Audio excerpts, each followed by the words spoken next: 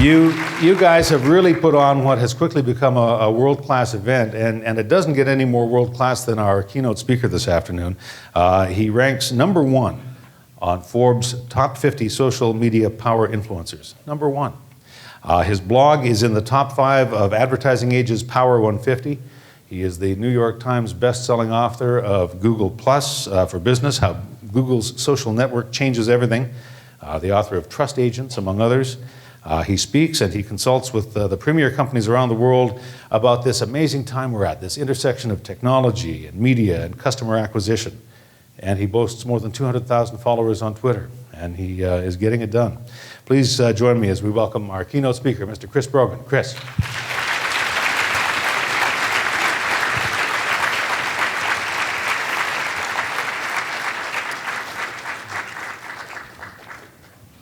Thank you.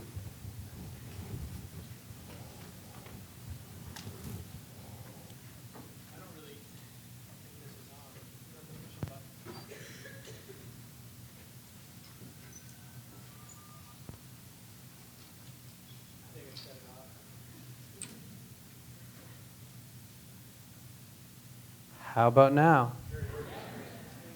You know, there's really one thing you should learn from Ghostbusters. When the light is green, the trap is clean. This has never not been true. Is everybody okay still? There's a lot to memorize just then. Like, I was trying to pay attention to it, and I got really lost. But so this is my presentation on Google Plus. Okay.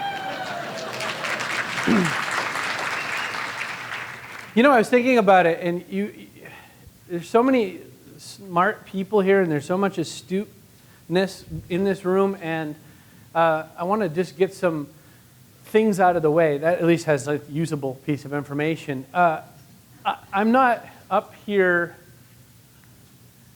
I'll back up some more. Hey, look, my head.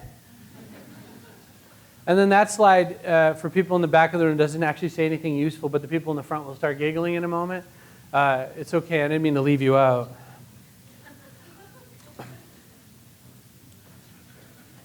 I told you, they just start giggling. But that's all I got. If you can't be smart, be funny. That's what I was told in bed. Okay, so I'm not here because you perceive, or Paul and Chris thought I was a big deal. I'm here because you're a big deal. This camp needs more exposure. It needs more people to know that it's here. And this is the 3rd year, and it needs a bigger banner that doesn't look like that. That's like $64 to make it longer and more colors. I just kind of want to fix that, okay? And why do I say that? Because you deserve bigger banners. You deserve much more. This is the thing. I have been at the founding and starting of a lot of events. I started one of my own called PodCamp. And when we were at that event, we were at the Bunker Hill Community College, which is famous for very few things. The Battle of Bunker Hill was a famous battle in the U.S. Revolution. That's when we got away from the queen that you guys still hung out with. King at the time. So Bunker Hill also is the set of Good Will Hunting. And so there's a lot of scenes that we're standing around making speeches in the same areas where Robin Williams pretended to have a Massachusetts accent. Oddly enough, so did the other guys in the film who were from Mass and who didn't sound like they were from there. The other thing is, when we co-founded PodCamp, the idea was right away that it was the community's event. It had nothing to do with the people who founded it. We're not in any way interesting. Just like Chris and Paul are in no way interesting. I jest. Please don't tweet that. What I learned from a really smart guy, also named Chris, but not me, was that the best way to talk about community is this. It is the community I have the pleasure to serve. And to me, that's the opportunity here at Social Media Camp. This is the community that we have the pleasure to serve. We have the opportunity to serve. The people who paid to be here, the people who snuck in, the people who found some other way to rook a ticket out of these guys.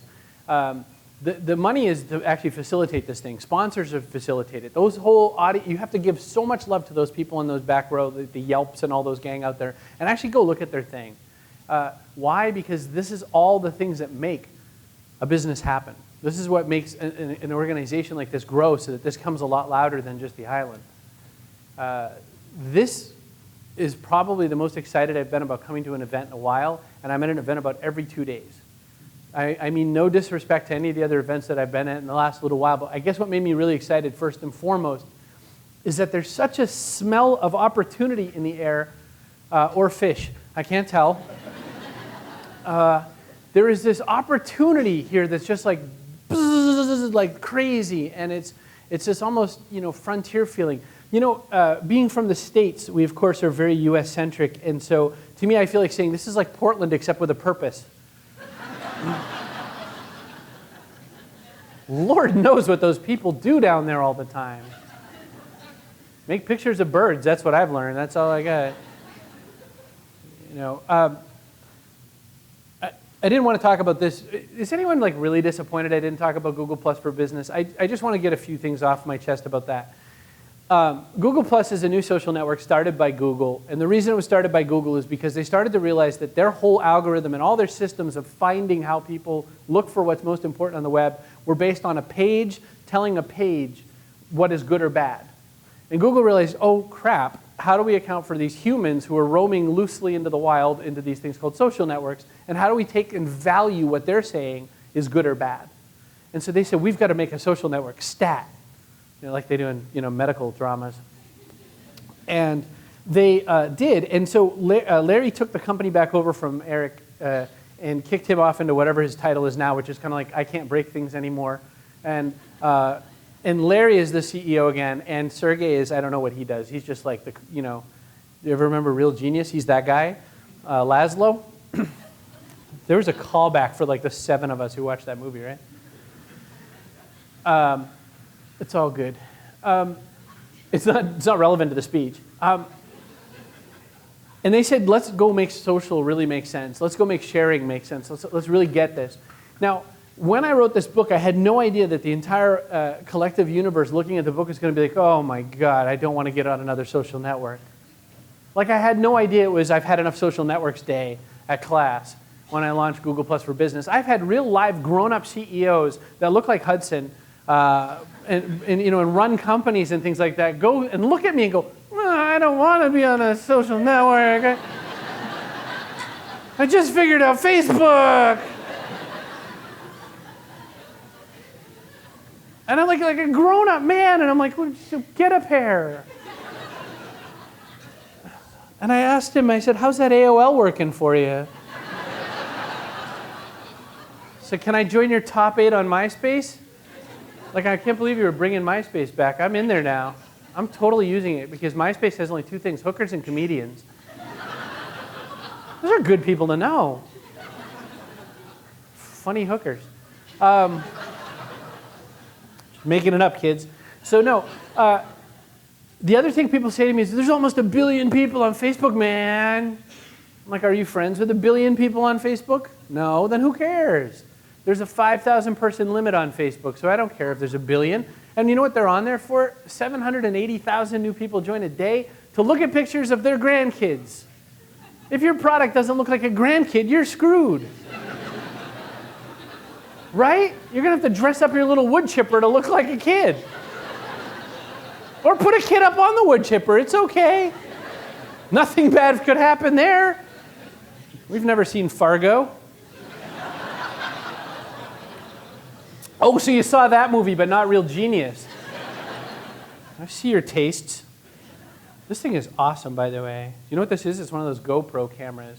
Normally, it's used to like chase people down a hill, like if you're on your mountain bike, snowboard, bobsled. Here, it's just looking at your asses sitting in chairs. But it sure does the same thing, I guess. Okay, so Google Plus is a social network made by who? Oh yeah, the #1 search engine in the world. And who else? Oh, the #2 search engine in the world, YouTube. Google Plus is made by a person who has, a company, sorry, like some guy. I built Google Plus. There's built by a company that has a vast swath of the mobile platform world right now. This is Canada, so this probably might not go well because I know you still like have a little fealty to that dying company out in the East. Does anyone here have Android phones? Yeah, look at that. That number's huger in the States where you don't have that rim problem.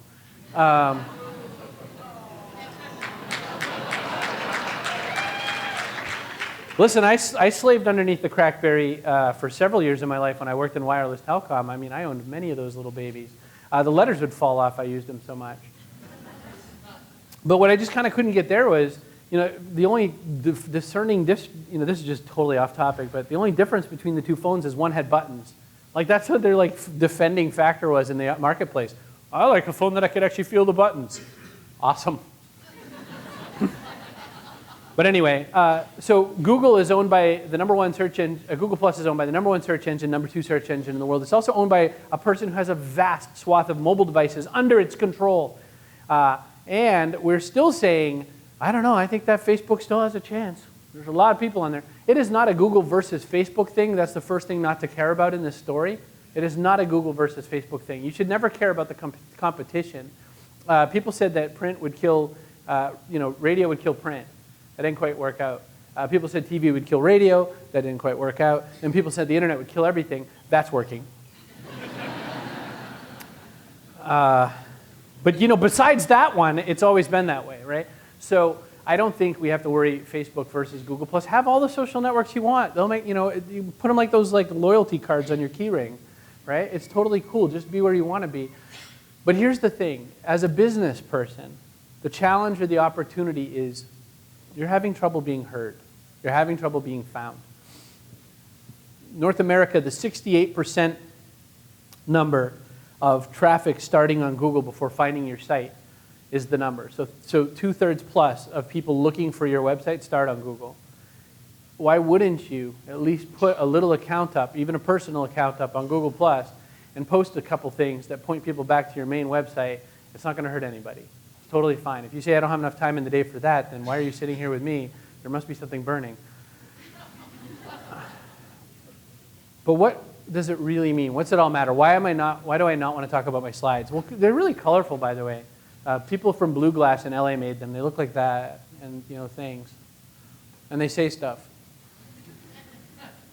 You can go find them online, by the way. That's the other reason. It's like an old poster. Who cares? I want to talk about other stuff. And what I want to talk about is, first off, we have this huge problem, don't we, where we're waiting for people to understand what we're about. We're trying to get our idea across, right? But what do we feel like all the time? We feel like no one can hear us. How am I going to matter? Who's in the still sub 100 followers club? Come on, be fair about this. And I don't have even 100 followers, right? A couple people. Thank you for being bold. Oh my gosh, you bunch of chickens. I started a new Twitter account to test what it was like to not have any followers, and it sucks. I'll just start you there as a level set. It sucks. And you might have a great idea. You might even mention some big name, and they don't care because they look down at you because you maybe are followed by 41 people. So I started this over a bunch of days. And the first bunch of days, I started it with a name it had nothing to do with me, and there was no picture of me and all that. And then I just put a picture of me, but still no name recognition or whatever. And then I put my name, and then I started making it a lot more obvious it was me. And then, of course, followers flood in thinking they're on to my secret. But it was just me testing different layers and seeing what would happen. When I started following all the big guys, I didn't follow social media big guys because that would be lame, and I would be getting to tattle on my friends, or who should be my friends. Instead, I followed music people, primarily electronic dance music people and dubstep people as a sample. Why not? Skrillex, that sort of thing. Wow. So what they do is they retweet people saying good things about them almost all day. In New England, we'd say, that's wicked awesome. Up here, I don't know what the version of wicked awesome is, but probably bitchin' or good. What goes on is people don't know even the first bit how to get heard over the crowd. So these people with a gazillion followers don't know any better than you. They only have a gazillion followers because they also made interesting albums. But what I learned is this, and I guess what I want to talk to you about is this. Julian Smith and I, anybody remember Julian from the other social media camp? Is anyone still scarred and having nightmares of any parts of that? All right. Julian is so much more interesting than me, by the way. You shouldn't have brought me up here. He's also Canadian. Aren't you required to have 50% Canadian content and everything? By the way, you're the only people on the globe that when I hear a song from any band, you're like, oh, they're Canadian. It's like you're taught that in school. You're taught to like, they're Canadian. You know, because no, I've never heard a Bulgarian guy go, oh, they're Bulgarian. You know, Kim Kardashian doesn't hear System of a Down and go, ooh, Armenian people. I almost blanked on the word Armenian, so you caught me in that one. Julian and I have a book coming out called The Impact Equation, and this is not an attempt to sell the book. So authors make like about $1 for every book you buy. So no one's ever trying to sell a book unless they, for some reason, think that's a great idea. I don't want you to buy my book. I want to buy your mind. I want your head for a little while. The book Impact Equation answers this, and this is what I wanted to talk about much more than Google Plus because it relates. First off, if you want to be heard and seen out there, your idea has to have some level of contrast from all the other ideas around. By the way, I'm going to be spelling out some kind of an acronym that spells CREATE. So for those of you at home who are writing notes, I mean the cheap people who didn't pay to come to social media camp, let me just write it down so that I don't mess it up, okay? Because I've never talked about this before. I don't remember what that one is. I'm not even joking. There's 2 E's, and one of them is echo. I'll give you at least part of the speech about the impact equation. God, I hope that comes to me. Contrast is the first part of this. How do you make your idea something different than the other idea? How did I do it today? I started with jokes. I haven't stopped with jokes. There's a reason for the humor. I learned from a very sage business instructor, Mary Poppins, and she said, a spoonful of sugar helps the medicine go down. Has anyone heard that one before? I'm so sorry. I hate like rehashing old science, but I just want to get that for a minute. It's totally true, because when I tell you something funny-ish, I don't really believe I'm a comic. When I tell you something funny-ish, your brain is wired to want to catch the next thing, and that's when I hit you with the smart thing. So now what I'm doing is I'm revealing the magic trick as I'm giving you the magic trick. But what I'm saying is that's a contrast methodology. It's different than the speeches you've heard before and after today. Am I right? Okay. That's contrast. That is how my idea gets heard and read. The other thing that I do almost naturally now by mistake is I talk in approximately 120 characters so you can tweet every single thing I say. It's important. Reach is the second thing. Reach is where everyone gets it wrong. So there was an event recently where you couldn't take photos, you couldn't use your mobile device inside of the sessions and all that. And all I was thinking is, so you're asking to close this conference. What you're really trying to do is you're trying to look to have nobody ever come to it ever again. Because what do you think the people who didn't pay to come here today are feeling? They're feeling like, oh man, I should have totally paid because I could have hung out with all these smart people in the audience that Chris keeps pointing at. Reach is the opportunity to get your message across to a lot of places. So if you decide that you're going to be on Facebook, Facebook is built not to have reach. It's built to be an inclusive or insular network. The network inside Facebook says, do you know this person? Are you sure you know this person? LinkedIn, same thing. LinkedIn's even more like crazy about it. Oh my God, please don't connect with someone if you actually don't know them. Please, for God's sake, because the world will unravel and we will accidentally give away 6 million passwords.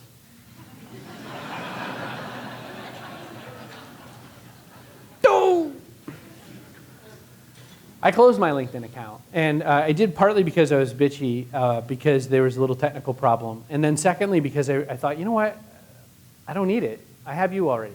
I don't need LinkedIn. I mean, no one's going to look at my resume and try to hire me.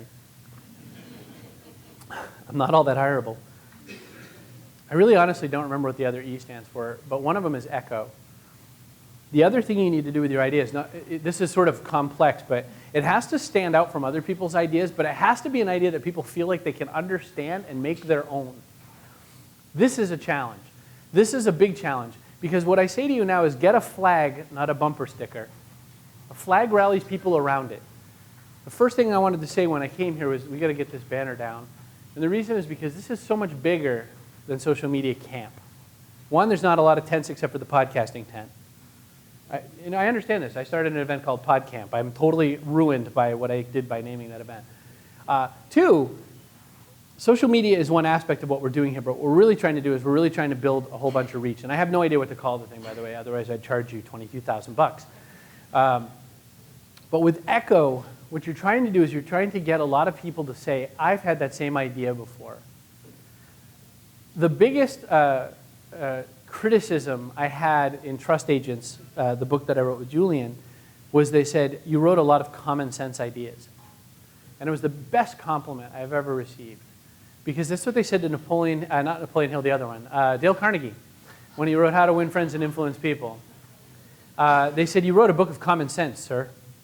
And he went and actually has this great speech about, the reason I wrote a book about common sense is because so few people actually use common sense. And I thought, well, shit, I could do that.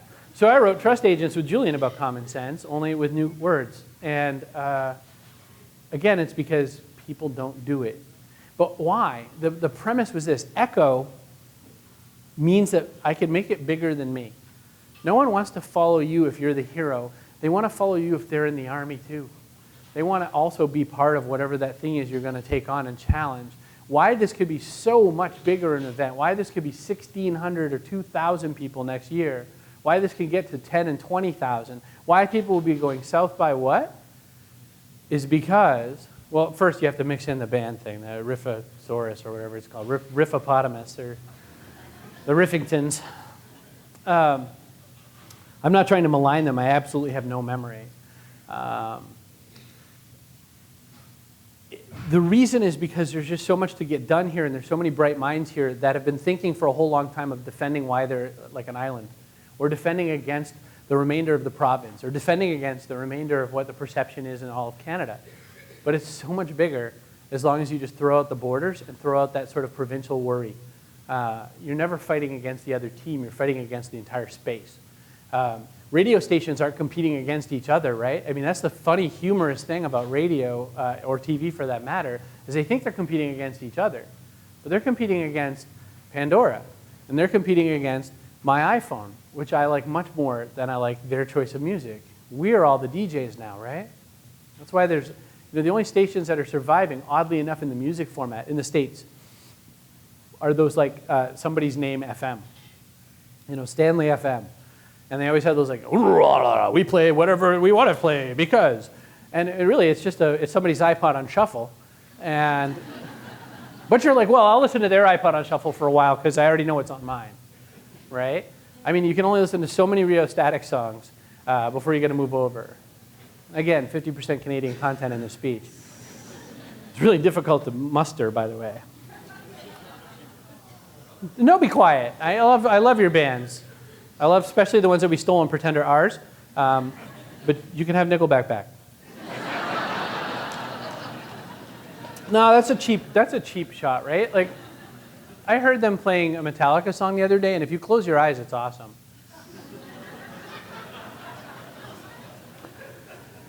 The A in my thingamabob is articulation. My gosh, people cannot articulate. They speak and speak and speak and speak and speak and speak, and they just have one little tiny point. Sometimes they reiterate the point a lot. Brevity rules. If your email newsletter is more than 500 words, you've blown it. Obviously, your tweet can only be 120 characters. Your blog post should be short form. Someone in this audience, probably an English lit major, who is also a barista, will come and argue with this to me. You know why it's funny? Because it's true. I quit that job, man. Actually, they don't call them baristas at Timmy's, do they? But I mean, that's not even a slam. I'm saying, hey, Tim Hortons is cooler. I don't, Starbucks I already have a problem with because I'm not, we're not in Italy. Nobody, none of us in this equation are in Italy, so I'm not saying the word venti. I just like a large iced coffee, please. And don't say any of those words. The triple and a Timbit. And some serviettes, but that betrays my maritime relatives, right? Okay. I had a point before you all started laughing at me. Articulation is, short form is alive and well. There's a book, I saw this at Barnes & Noble. It's like your Indigo chapters. At Barnes & Noble, there's a book called Why You Should Read Moby Dick. And it was like a 300-page book on why you should read a 1,200-page book. I go, shit, I'm not going to read the 1,200-page book. I'm not going to read the 300-page book about why. Like, maybe you can read maybe a pamphlet. There's a whale. And this book was written in a time when people had no lives, and there were no soccer camps. So, articulate. Please be brief. Brevity rules. The other thing in brevity and articulation is there's a lot of fluff out in the world. The bingo game is fun to me because you can do it with a lot of things. You can do it with startups, next generation, thought leadership, world changing. There's just so many of these words. David Meerman Scott has this whole big thing of that, and I can't remember what he calls it, but he actually made an application. His brother, I think, runs the AP or something like that. He made a software application that you can put a press release into it and figure out how many of those words were used. It's like a jargonizer or something. It's unbelievable and depressing. One last point about articulation. I had a teacher, I attended several different universities, never quite finished, but I went to several of them because in Boston there's 28 of them. And one of my favorites was this really crappy one where it was like an extension university. And so I was in like a kindergarten class kid's desk, which is awesome for my size and shape and form. My knees were up in my nostril. And the teacher would come in every day, and his name was Ken Hadge. I remember this man vividly, more than I remember like where I parked my car. And Ken Hadge said to me several things. One of them was, tell it to me like I'm 6 years old. It is fascinating how many people believe that the more syllables, the smarter they seem. Unbelievable. Brevity, small words, simple, pure language. Annie Proulx, also a Canadian, sometimes. I think she moved to Wyoming a bit. Shipping news was the best writing advice I ever learned with the shipping news. 3 words could be a sentence. That's fine. Put a period, just start another sentence. It's amazing. If you read her book too much in a row, though, you talk like her all the time. Your friends hate you. They're just like, just one comma, just one sentence that goes more than that. Trust is one of the other parts of the equation. How do we get people to trust us? Hint, we don't talk about how great our product is and our service is. No one believes you when you talk about you, right? We talk about each other. We learn about each other. None of this stuff, by the way, is fast-paced. All of this is growing and nurturing stuff. It is not, how do I make money today? I'll tell you how to make money today. But you have to start somewhere. With trust, what we're looking to do and what you're trying to get done is admit and acknowledge your mistakes. That's part of trust. It's astounding how many companies still think they have to pretend like it didn't happen. And do it fast. Wow, I'm gonna tell you something that's actually for an event I'm keynoting next week. I for more than 20 years belonged to a credit union, and they shut my account down the other day because I was in the negative for like 15 or so days. And they tried to contact me a lot and couldn't, and so they shut it down. So that's their policy, and I don't begrudge that and whatever. Evidently I wasn't a very good customer, but 20 years of service, I just kept thinking, wow, everyone wants to acquire more new customers, and I would say that even if I'm a somewhat damaged customer, that you'd want to try to keep me. That's not how they felt. So I looked on their website, and the only email address, I tried doing some stuff in person, and that didn't work. So I looked on their website, and the only email address they have is sort of an info@ kind of email address. So I was like, oh, this will go somewhere. So I write a letter kind of pooping on how that all went down, just saying, it's not even that I disagree with your policy. I'm just a little frustrated with how the model works and whatever. And just in this time, where economic situation is a little awkward, why would you take a small business owner and push their business away when you can find out if there's another way you might have been able to do some work? No response, of course. That would be too easy. So I looked and they have a Facebook presence, so I went on there and I wrote, you lost a 20-year customer today. I sent the mail to info@, but I have no idea if it's going to go anywhere. Can you make sure this hits the CEO's desk? And because I imagine he'd want to know. And because I said, because P.S. I'm keynoting your national convention next week.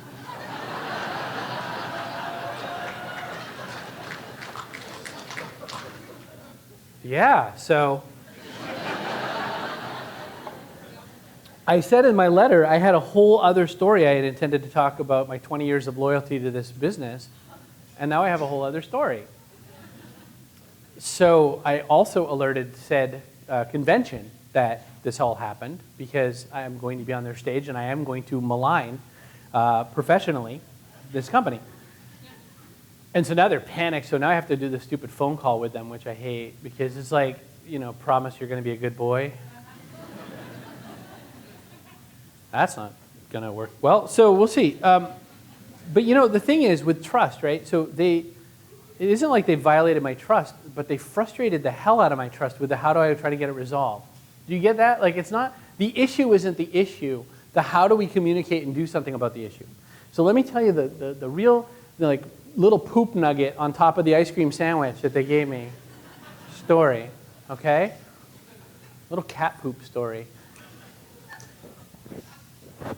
The CFO calls me. They find my cell phone finally. Like somehow they couldn't find me at chris@chrisbrogan.com or at Chris Brogan on Twitter or Chris Brogan Facebook or any of these other things. They had to find the phone number. They'd been calling my landline, which I call the telemarketer torture line.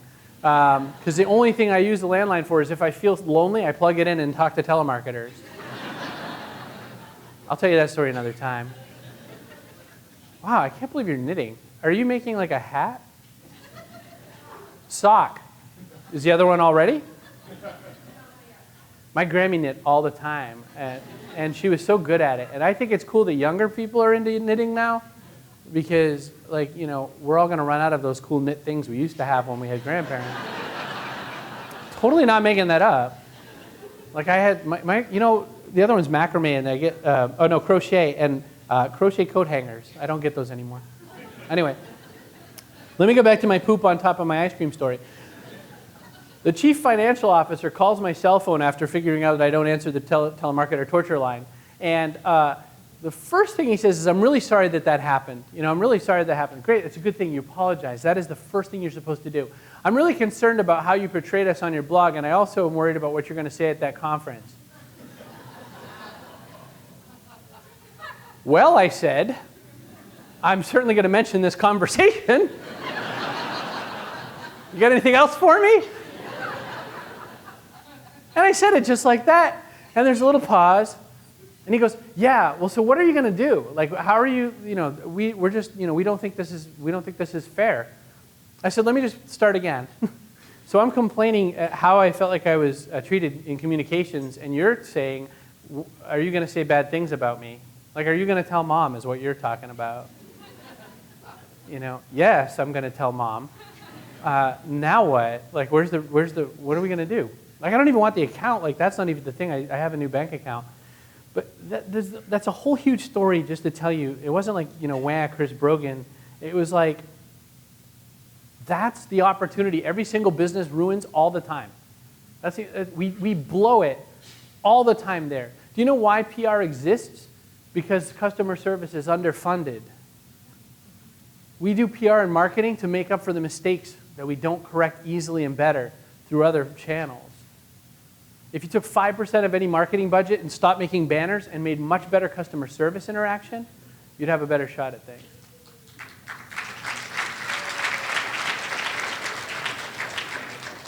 And whoever made that banner, by the way, I'm sure you're lovely people. I'm sorry I'm trashing it. I want you to go bigger.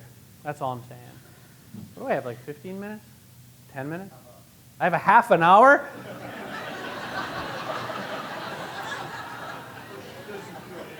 Q&A. That fixes everything. Now, I have lots more to talk about, but I just got nervous that I blew it. So the trust thing, the story, the opportunity here, the big opportunity. People always say, how do you get more followers on Twitter? Reply to people. There's one. Talk back when they talk to you. How come you unfollowed me? Because I unfollowed everybody. And you also fall in the category of everybody. Why won't you follow me? Because I don't need to follow you. Following isn't the goal. Interaction is the goal. Ask me something, I'll talk to you back. If you think it's interesting to me, mention me. Let's use hashtags. Hey, oh, that sounds like something I'm hearing about from TikToking. So all those hard hats are here for a reason. Because it's something that we've been thinking about for years, that conversations should be built around the hashtag. Not the hashtag, but come on now. That we should be connected by interest, which brings me back to Google+. What is Google+? Facebook, you connect with people that you used to sleep with in high school, and people that wouldn't talk to you in high school, and all the kinds of people that used to work at your last job where you got fired. And in Google+, you connect with people who you like the same things they like. Chris Krug and his band of merry, crazy people all are into photography, and you get the coolest stuff on there, the coolest photography. Ron Garan, the US astronaut, NASA man, is on there all the time, showing old-timey photos of him on the moon. And you're like, oh, Ron, stop showing photos of the moon, or whatever. You know, there's all kinds of interest. You don't know where to find them? Go to findpeopleonplus.com and put in whatever interests you. I'm a comic book guy, which, by the way, thanks again. I had comic books from BC in my car. It was so cool. I'm a comic book guy, so I connected with a bunch of writers and artists that are around there doing comic book stuff. So why talk about the things I'm into? This is where social networking goes next. It becomes your network, not the network where you are a member. The thing about Facebook exists to sell advertising data, correct? You don't pay them any money to use that service.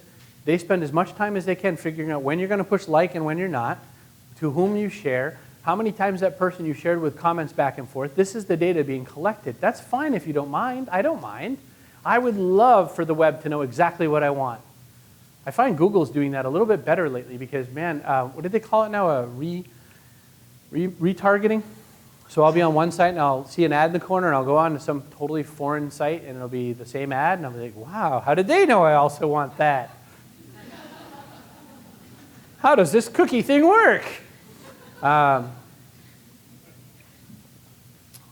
as we've started to learn ever since the creation of Google's Panda release, which sounds like a national wildlife thing, how people share, what they share, with whom they share. There goes the coolest cop in Canada, almost. Hi. I say almost because I'm a fan of Tim Burrows as well. We'll be in the Pantheon. Is that okay? But I don't think he has ink. Okay. Not that I've seen. Ever since Panda came out from Google Search, the concept is with whom are you sharing and what kind of stuff are you sharing and what matters. When I'm signed into my Google Plus account, I am a friend of Scott Monty of Ford. If I go to google.com or google.ca, if I type in car, I get Ford. I don't get anything but Ford as the top result, which means that person I've circled influences and impacts my search results. I don't care if you don't care about Google Plus, but Google is changing how they present data to people searching for data based on who that user has circled. If you are using Google anything, Gmail, YouTube, anything, you have a Plus account whether or not you've chosen to activate it and do anything with it. When you start connecting with people via that account, then magic stuff starts to happen, like search results start changing and it's different for every person. You can no longer really understand what everyone sees. You can't go, oh my gosh, I'm the first Chris on the front page of Google right now because that's only in my browser, right? So it turns out after I was so proud. And the real answer to that is Chris Pirillo.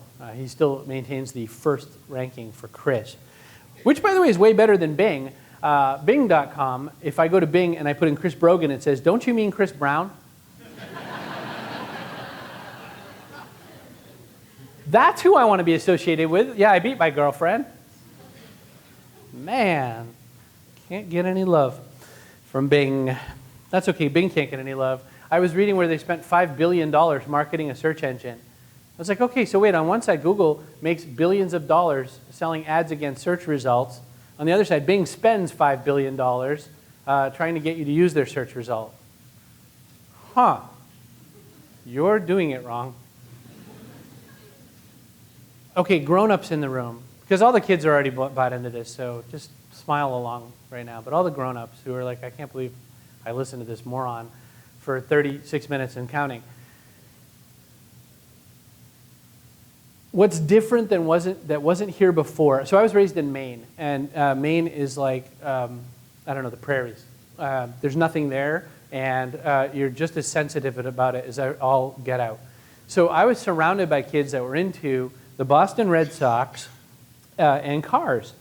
You know, and I liked cars a little, but not the Sox, because at that point when I was a child, they had not won a World Series, so who cares? I have no baseball sports affiliation interest in my entire world, so, you know, go Jays or somebody, I don't care. When I first got involved in computers and found my first bulletin board service, anyone rock a BBS back in the day? Ah, nerd love.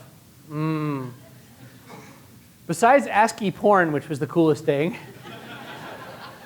that @ symbol looks like someone's boobie. It only makes sense if you were there. So a bulletin board service was like Twitter, except you all had to wait a turn to dial in. So you'd be like, man, I can't believe that movie.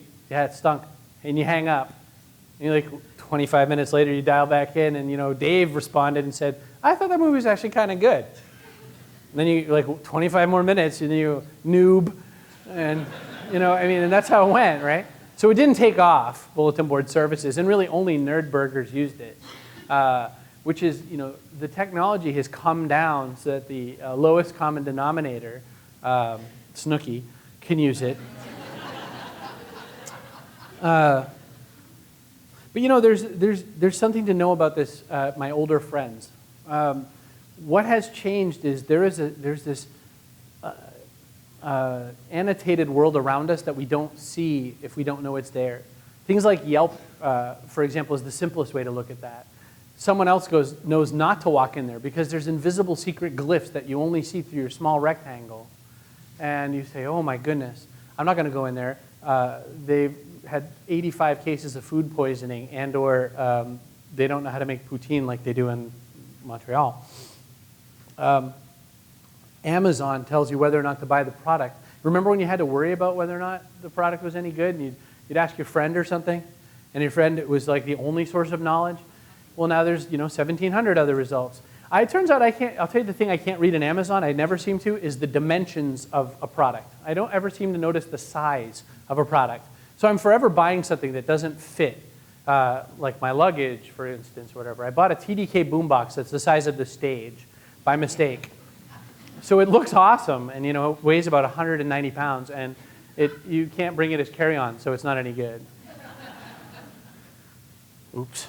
But there's all this kind of opportunity, and I'll tell you, somebody asked me this question. I had like crazy rapid-fire interviews in the back room. It was like a grilling. And one of the things that I said that I wanted to tell you too is that somebody asked me the question of sort of like, what's your real secret passion right now in social and all that? And the answer is email marketing, which surprises a lot of people, and they think I'm joking.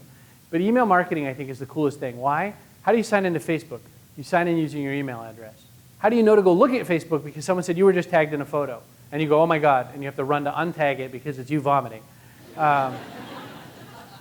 Is that just me? Okay. Is through your email. Brands, the Citigroup did a survey of brand interaction with humans 18 years and older. Brands, and do you want a daily relationship with a brand on a platform? 4% of people want a brand relationship on Twitter. I get that. I'm only friends with one brand on Twitter, Hendrick's Gin. Thank you, gin fans. I like you a lot. Bulletin board services and gin, and you have the social media idiot beard. Yeah. We're going to go along fine. Once your Twitter mentions, I'm all over it. I love that. Thank you. And he's kissing my butt on Twitter. This is romance. Bromance. Where was I? Oh, 11% of people want a relationship. I don't have 11 fingers, but let's just pretend there's one more. 11% of people want a relationship on Facebook with a brand. 91% of people are willing to have a daily relationship with a brand on their email. We have things like Woot.com. We have Groupon, which I would love so much more if it actually had cool things instead of just mani-pedis and free yoga classes. My nails are awesome, and I can down dog with the best of them. But can I just get a buy one lightsaber, get a Batman belt buckle? That's all I want for a deal, and they're not making it happen. And don't even talk to me about the other ones, like Living Social, which is probably better, but just no one knows it. Email marketing is my thing, and don't use, Constant Contact's a sponsor, right? Go. They're based in Waltham, right down the street from where I live. Email marketing allows you to get the most important thing in the whole wide world, which is into somebody's inbox. How many of us have our phone right beside our bed as if we are some kind of a brain surgeon or superhero waiting for a very important call? Now, very few hands went up, and I'm calling bullshit. I'm thinking we all do it. You look. Thank you. Thank you. Bravery is my thing. Listen, like no one's going to call. Like at 2 a.m., oh my gosh, the internet is broken. Well, maybe the kids are going to call. Well, you know what? If the phone's 25 feet away, you'll still maybe hear it. The other thing we do is, it's my precious, right? And I really love smartphone technology because I love the idea of rubbing this thing against your oily, greasy head all day, because then we're now a nation of people that do this trick. Oh, you got to see this YouTube video. Oh.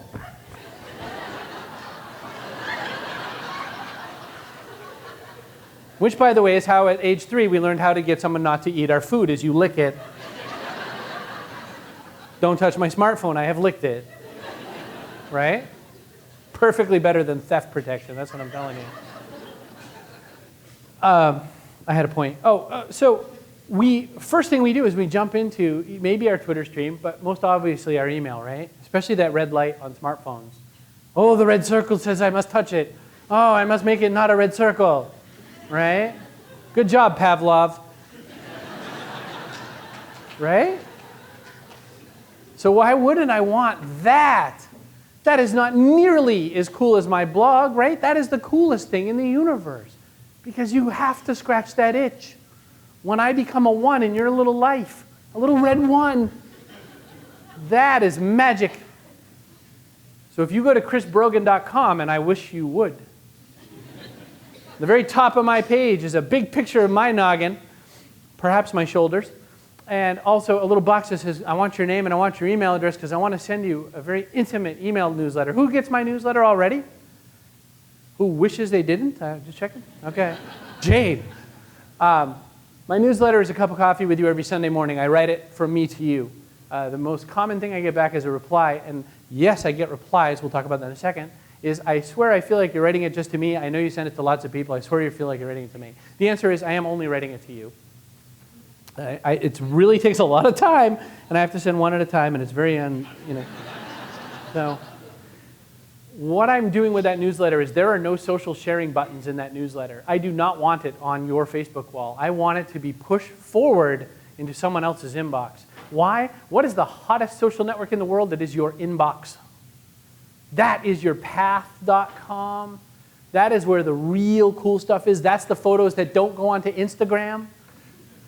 Because man, Instagram is awesome, isn't it? It's a community of people who can't take photos. I'm just kidding, a little. I love that Facebook, the other guy there, bought it for like $1 billion. I bought $1 billion worth of bad record album cover art. I want your inbox because you are going to forward that mail to people who matter to you. It's nothing like a retweet. It is nothing like a Facebook like. It is nothing like the +1. It is the grail because you have to think about it when you push forward. You have to go, huh. Or you don't, and it just goes into your inbox and you delete it. And I'm totally good with that. You can't hit a hit all the time, right? Even me.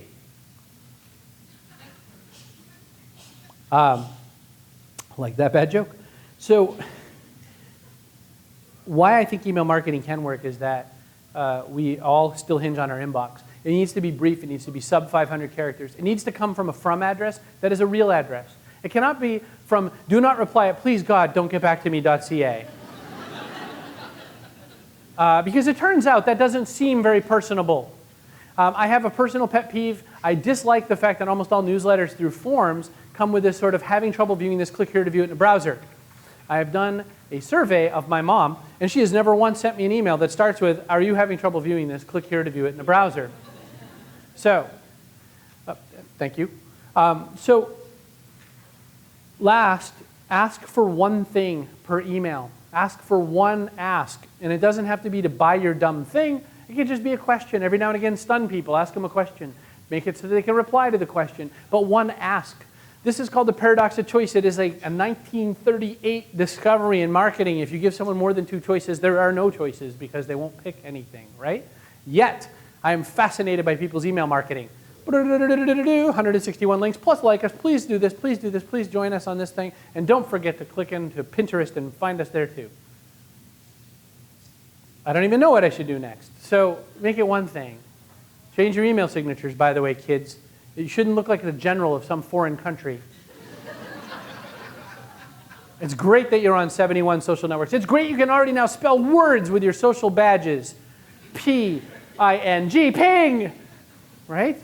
Or F-ping, or effing. That's my favorite one. Facebook, LinkedIn, Google+, effing. I'm on the effing network. Make it so that the number one way you really want them to get back to you is the way they get back to you. I will tell you something with all my heart. If they want to find you on the other social networks, they will find you on the other social networks. And every now and again, invite them to the other social networks. If you want them to see your pins of Ryan Gosling's abs, then get on that. That's all good. I like Pinterest a real lot. Oh, what I missed? Oh, my Jesus.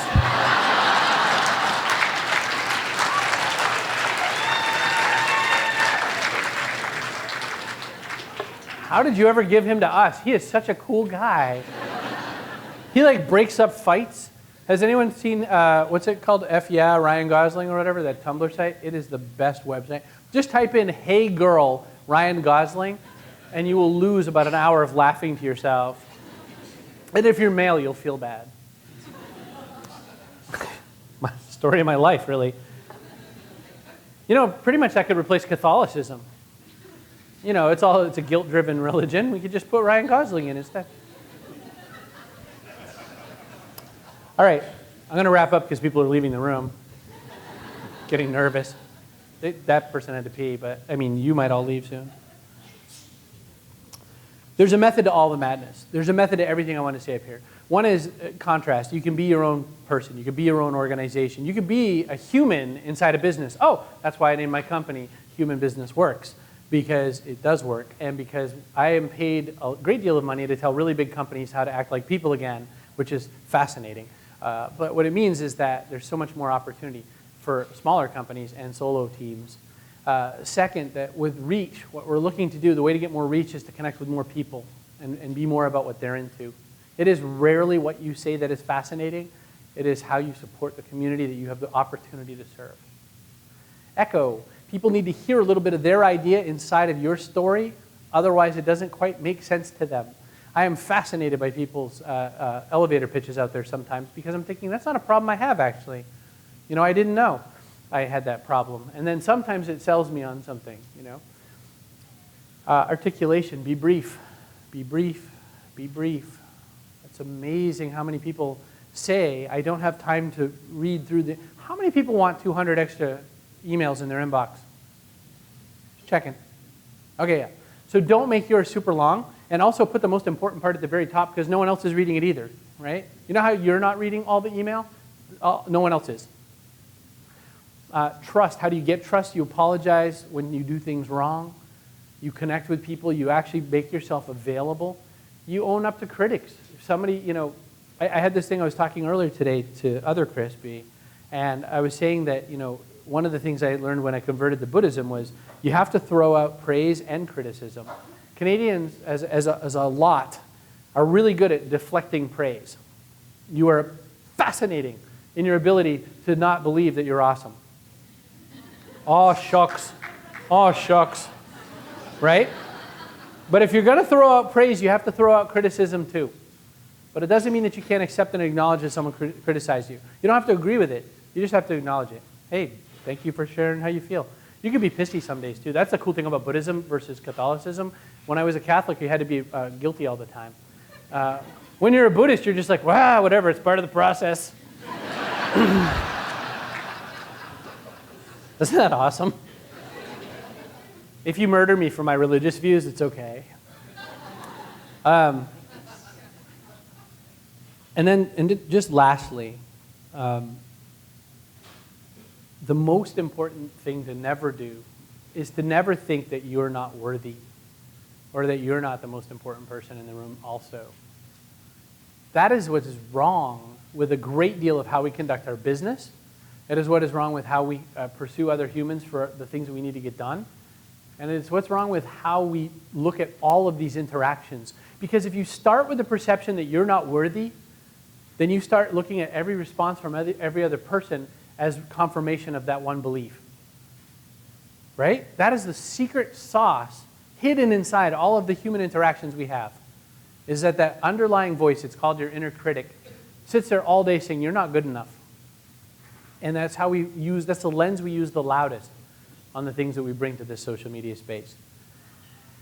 I've kind of ruined the conference. I hope next year you get a better speaker, but for this year, I'm Chris Brogan. Thank you for your time.